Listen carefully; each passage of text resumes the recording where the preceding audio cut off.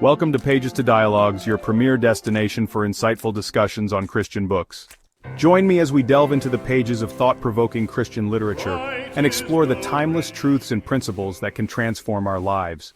From classic devotionals to contemporary bestsellers, we'll engage in meaningful dialogues that will inspire, encourage, and challenge you to grow deeper in your faith. So, subscribe to Pages to Dialogues now and join the conversation. Don't forget to hit the notification bell so you can stay updated on new episodes and exclusive content. Let's turn pages into conversations that matter. All right, let's talk about something that I think a lot of us have wrestled with. It's this feeling that you're caught between two worlds. On one hand, you want to be happy, right? You want to pursue joy.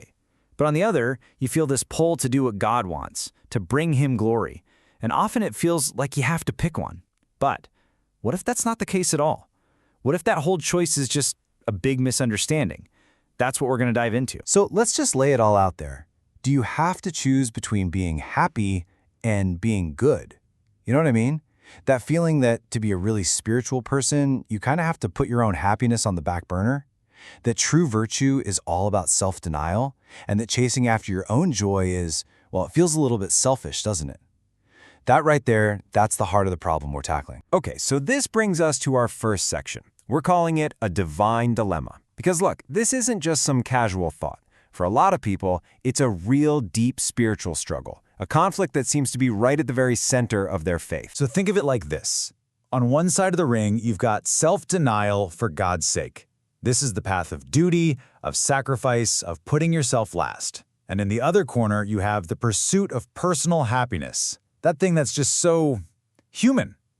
The standard thinking is that these two are totally at odds. They're separate roads and you can only walk down one at a time. You got to choose. But, and this is a big but, what if that whole setup is completely wrong? And that question leads us right into our second section and to a really radical idea that just completely flips this whole dilemma over. It's called the Christian hedonism thesis. Yeah, you heard that right. Now, the guy who's really well known for this today is the theologian John Piper. But he would be the very first person to tell you, hey, this isn't my idea. He's really just channeling a giant from the past, the incredible 18th century pastor and thinker, Jonathan Edwards. For Piper, discovering Edwards' writings on God was a life-changing event. It totally captured him and set the course for his entire ministry. And here it is. This one sentence is the absolute key that unlocks this whole puzzle. Just listen to this. God is most glorified in us when we are most satisfied in Him. Let that sink in for a second.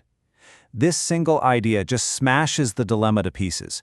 It's not saying that glorifying God and being happy are just compatible, like two things that can exist at the same time. No, it's saying they are one and the same activity.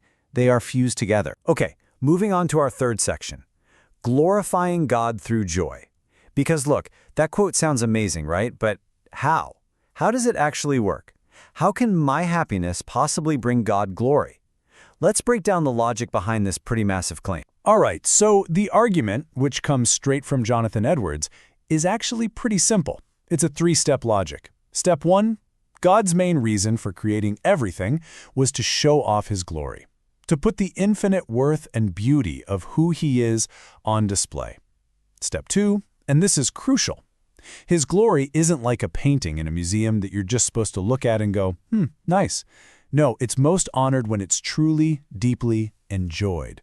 Step three, so you put it together, and therefore our joy, our satisfaction in God is the very thing that makes His glory look as great as it really is. Our happiness in Him is our worship. And you know, C.S. Lewis, who is a huge influence on Piper, he really helps us get our heads around this. He wrote this brilliant line. He said, I think we delight to praise what we enjoy because the praise not merely expresses but completes the enjoyment. Think about that. When you see a breathtaking mountain range or hear an amazing piece of music, your first instinct isn't just to be quiet. You want to say to someone, wow, look at that, or you have to hear this. That verbal praise, that wow, it's like the final finishing touch on your joy. It completes it. And the idea is, it's the exact same way with God. And that brings us right back to the man himself, Jonathan Edwards. He just lays it out so clearly. He says, God is glorified not only by His glories being seen, but by its being rejoiced in. It's not just about tipping your hat to God's greatness. The response that really truly honors Him is our pure, unadulterated delight in Him. All right, so let's move to our fourth section, rethinking love and sin.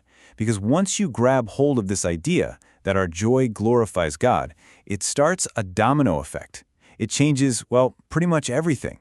It forces you to completely re-examine some of the most fundamental concepts of faith, like love, and even sin itself. So first, let's talk about love.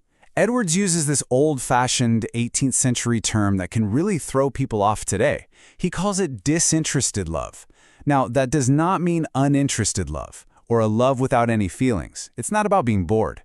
What it means is loving God, for who He is in His very essence, not just for all the stuff He gives you. It's the classic idea of loving the giver more than the gifts. And here's the twist. This so-called disinterested love is actually the highest possible pleasure you can experience. Edwards had this amazing phrase for it. He called it the sweet entertainment of just thinking about God's beauty. He said it's the cream of all pleasures. So the ultimate joy isn't found in the blessings we get from God. The ultimate joy is getting God Himself. And that brings us to sin. This whole framework totally redefines it. See, if God is the source of all satisfying, infinite joy, then sin is no longer just about breaking rules on a list. It's something far more tragic. It's the suicidal act of trading away that infinite joy for some cheap, temporary created thing.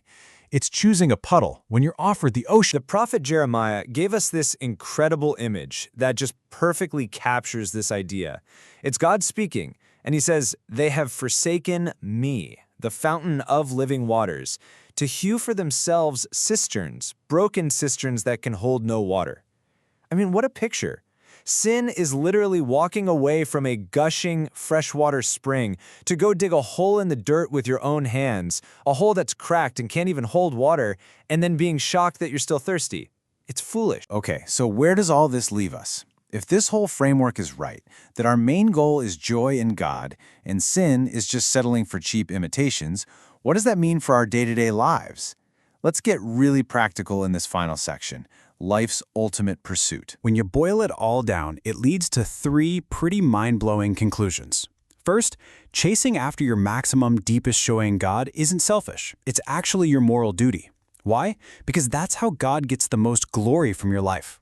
Second, true love for other people, true compassion, goes beyond just helping them with their problems. It means doing everything you can to help them find this ultimate joy for themselves. And finally, number three, absolutely anything and everything in your life can become an act of worship, from your work to your hobbies, as long as you're doing it to enjoy and magnify God's goodness. So, we end up right back where we started, but the question is completely flipped on its head. Remember that initial dilemma? The choice between your happiness and God's glory, between being good and being happy? Well, this whole line of thinking leaves us with one last really provocative question to chew on. What if the most selfless, most loving, most God-glorifying thing you could ever do is to chase after your own deepest, most lasting happiness in Him with everything you've got? Thank you for tuning in to this episode of Pages to Dialogues. We hope you enjoyed our discussion and found valuable insights to apply to your life. If you did, please consider subscribing to our YouTube channel, Pages to Dialogues, for more thought-provoking dialogues on Christian books. Don't forget to hit the notification bell so you never miss an episode. We'd love to hear your thoughts and feedback on this episode. Please leave a comment below and let's continue the conversation. If you know someone who would benefit from our discussions, please share this episode with them. Your support means the world to us. Finally, if you appreciated this episode, please give us a thumbs up and a like. It helps us reach more people and continue creating content that inspires and uplifts. Thanks again for listening, and we look forward to engaging with you on our next episode of Pages to Dialogues.